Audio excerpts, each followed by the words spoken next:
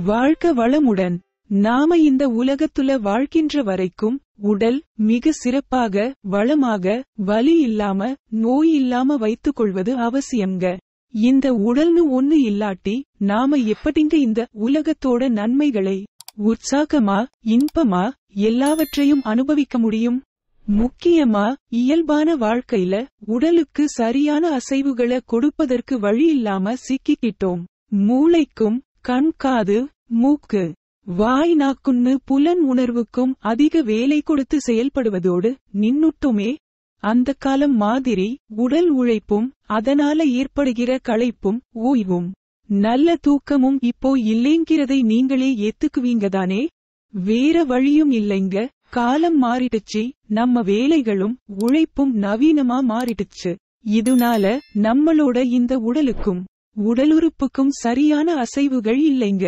அதனாலதான் நாம அடிக்கடி சோர்வையும் வலியையும் நோய்களையும் சந்திக்கிறோங்க. இப்படியான நேரத்திலேதான் வேதாத்திரிய எளிய முறை உடற்பயிற்சி உதவுதுங்க. நிதானமா செய்தால் கூட 1 மணி நேரம் ஒரு நாளுக்கு செலவு செய்தால் போதும். கைப்பயிற்சில தொடங்கி உடல் தளர்த்துதல் வரை செய்து முடித்தால் அன்றைய நாள் முழுதும் உற்சாகமா இருக்கும் என்பது உறுதிங்க. ஒவ்வொரு நாளும் நாம் வாழ்கின்ற இந்த பூமியின் சுழற்சியால் நம்ம உடல் தானாகவே தளர்ச்சி ஆகுதுங்க. அதை நாம புரிஞ்சிக்கிட்டு அதற்கு ஈடாக உடலுக்கு ஊக்கமும் சக்தியும் கொடுப்பதற்கு உடற்பயிற்சி மிக அவசியம்ங்க. ஏதோ ஒரு உடற்பயிற்சின்னு இல்லாம முழுமையான தீர்வாக வேதாத்திரிய எளிய முறை உடற்பயிற்சி இருக்குதுங்க. அதுதான் நிரூபணம் செய்யப்பட்ட உண்மையும் கூட. வாழ்க வளமுடன்.